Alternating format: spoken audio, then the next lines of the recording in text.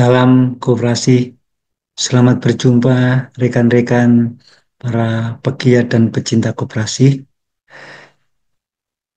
Pada kesempatan kali ini, saya ingin menjawab sebuah pertanyaan yang didiskusikan dan ditanyakan kepada saya, yaitu terkait dengan apakah ketika koperasi melakukan usaha simpan pinjam harus juga mempunyai nomor induk berusaha atau NIB. Inilah pertanyaan yang disampaikan kepada saya. Untuk menjawab itu, pada kesempatan ini lewat channel Rumah Koperasi kita, saya ingin menyampaikan paparan sebagai berikut. Semoga bermanfaat dan berguna untuk kita semua. Amin. Apakah koperasi yang menjalankan usaha simpan pinjam perlu mendapatkan nomor induk berusaha atau NIB? Marilah kita ikuti bersama paparan berikut ini. Dasar hukum penerbitan nomor induk berusaha atau NIB bagi pelaku usaha termasuk koperasi adalah PP 5 tahun 2021 tentang penyelenggaraan perizinan berusaha berbasis risiko. Pada pasal 1 angka 12 PP nomor 5 tahun 2021, di sana disebutkan bahwa nomor induk berusaha yang selanjutnya disingkat NIB adalah bukti registrasi atau pendaftaran pelaku usaha untuk melakukan kegiatan usaha dan sebagai identitas bagi pelaku usaha dalam pelaksanaan kegiatan usahanya. Sedangkan di pasal 4-nya diatur sebagai berikut.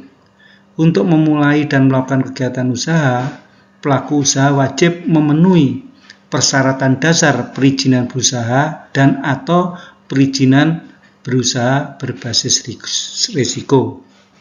Untuk memenuhi persyaratan dasar perizinan berusaha ataupun untuk mengajukan perizinan berusaha berbasis risiko, inilah semua pelaku usaha termasuk koperasi perlu memiliki nomor induk berusaha. Selanjutnya, dalam pasal 6 ayat 1 disebutkan bahwa pemerintah pusat menetapkan kebijakan penyelenggaraan perizinan berusaha berbasis risiko sebagaimana dimaksud dalam pasal 4 huruf B. Di pasal 6 ayat 2 selanjutnya diatur bahwa penyelenggaraan perizinan berusaha berbasis risiko sebagaimana dimaksud pada ayat 1 meliputi sektor yaitu A. Kelautan dan perikanan, B. Pertanian, C.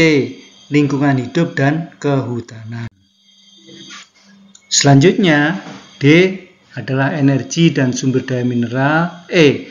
Ketenaga nukliran, F. Perindustrian, G. Perdagangan, H. Pekerjaan umum dan perumahan rakyat, I. Transportasi, J. Kesehatan, obat dan makanan, K. Pendidikan dan kebudayaan, I. Pariwisata, M. Keagamaan, N. Pos telekomunikasi, penyiaran dan sistem dan transaksi elektronik, O. Pertahanan dan keamanan, dan P. Ketenagakerjaan. Dari ketentuan yang diatur dalam pasal 6 ini, maka dapatlah kita pahami bersama bahwa USP atau unit usaha simpan pinjam atau usaha simpan pinjam yang dilakukan koperasi bukanlah sektor usaha yang termasuk sektor usaha berisiko. Sekarang marilah kita pahami bersama mengapa NIB atau nomor induk berusaha wajib dimiliki oleh pelaku usaha termasuk koperasi. Yang pertama, NIB berfungsi sebagai pengganti surat izin usaha yang dianjurkan pemerintah. 2. NIB memudahkan pemilik usaha termasuk koperasi untuk mengurus perizinan usaha seperti izin operasional dan izin komersial. 3. NIB juga berfungsi sebagai angka pengenal importir atau disingkat API yang memudahkan aset kepabeanan jika pelaku usaha termasuk koperasi akan melakukan kegiatan ekspor dan impor. Dari ketiga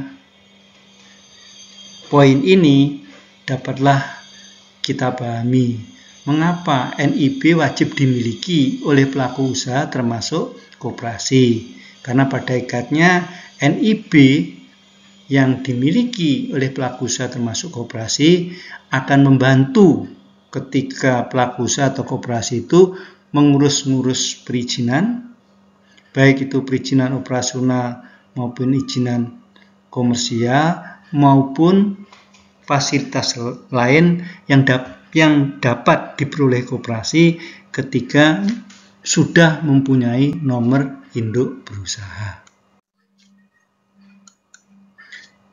Manfaat nomor induk berusaha bagi usaha koperasi. Apakah manfaatnya? Yang pertama, NIB adalah identitas koperasi sebagai pelaku usaha yang diterbitkan oleh Kementerian Investasi atau Badan Koordinasi Penanaman Modal atau sering kita dengar dengan singkatan BKPM. Yang kedua, NIB berlaku di seluruh wilayah Indonesia dan berlaku selama usaha bisnis yang dilakukan koperasi masih berjalan. Pada poin kedua ini perlu kita pahami bersama bahwa NIB itu memang dibutuhkan oleh koperasi, tetapi dibutuhkan ketika koperasi melakukan usaha bisnis sebagaimana yang juga dipersyaratkan bagi pelaku usaha yang lain di luar koperasi. Yang ketiga, NIB dapat digunakan sebagai TDP, tanda daftar perusahaan, API, dan izin usaha. Yang keempat, NIB juga dapat menambah peluang usaha bagi usaha koperasi, seperti mendapatkan fasilitas pembiayaan dari perbankan. Yang kelima, koperasi dapat memperoleh atau mendapatkan nomor induk berusaha atau NIB melalui online single submission atau yang sering kita dengar sehari-hari dengan singkatan OSS.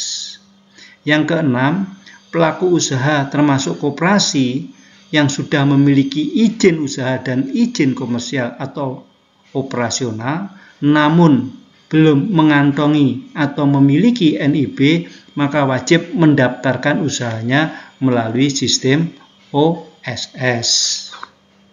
Selanjutnya malah kita pahami pemahaman terkait usaha simpan pinjam koperasi dengan nomor induk berusaha atau NIB sebagaimana pokok pertanyaan yang disampaikan di atas. Nomor induk berusaha untuk koperasi itu dipersyaratkan. Jadi NIB dipersyaratkan bagi para pelaku usaha termasuk koperasi ketika melakukan usaha bisnis.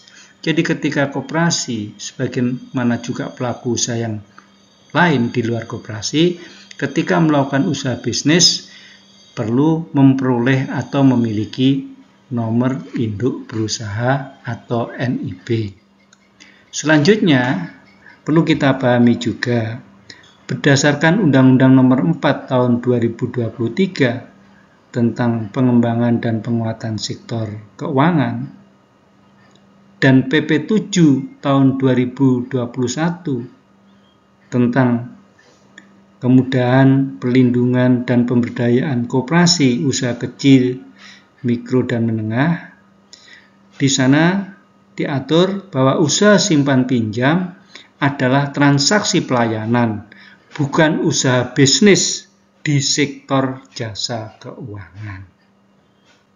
Dari dua hal yang kita pahami di atas, kesimpulannya tidak ada keharusan usaha simpan pinjam koperasi harus mempunyai NIB. Karena usaha simpan pinjam koperasi sekali lagi bukanlah usaha bisnis di sektor jasa keuangan yang persyaratannya diatur dalam PP nomor 5 tahun 2021. PP 5 tahun 2021 tentang penyelenggaraan perizinan berusaha berbasis risiko. Di sana dapat kita pelajari atau kita pahami bersama bahwa ketentuan dan pasal-pasal dalam PP nomor 5 tahun 2021 tidak ada satupun yang mengatur tentang usaha simpan pinjam koperasi yang sebagaimana kita pahami adalah transaksi pelayanan yang merupakan usaha atau gerakan saling tolong-menolong antar anggota atau pemilik koperasi. Kesimpulannya, usaha simpan pinjam koperasi sebetulnya bukanlah usaha yang berisiko sebagaimana diatur dalam PP nomor 5 tahun 2021. Sehingga perizinan usaha simpan pinjam tentunya tidak seperti diatur dalam PP 5 tahun 2021. Sebagaimana kita pahami dalam paparan yang saya sampaikan di atas, maka usaha simpan pinjam koperasi sebetulnya tidak mempunyai keharusan memiliki nomor izin berusaha atau nomor induk berusaha sebagaimana diatur dalam PP nomor 5 tahun 2021. Apakah dalam melakukan usaha, koperasi perlu mempunyai nomor induk berusaha? Nah, sekarang pertanyaannya, walaupun tadi kita sudah pahami bahwa usaha simpan pinjam itu tidak harus memiliki nomor induk berusaha, pertanyaannya, apakah dalam melakukan usaha, koperasi perlu mempunyai nomor induk berusaha? Nah, dalam hari ini kita perlu memahami bersama. Yang pertama, bahwa ke depan dalam pengembangan usahanya, koperasi memang harus hadir melayani masyarakat sejajar, setara, dan sama terhormat dengan para pelaku usaha di luar koperasi.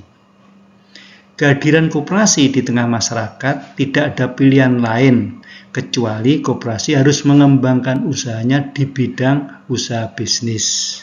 Karena dengan mengembangkan usaha bisnis inilah koperasi hadir di tengah-tengah masyarakat.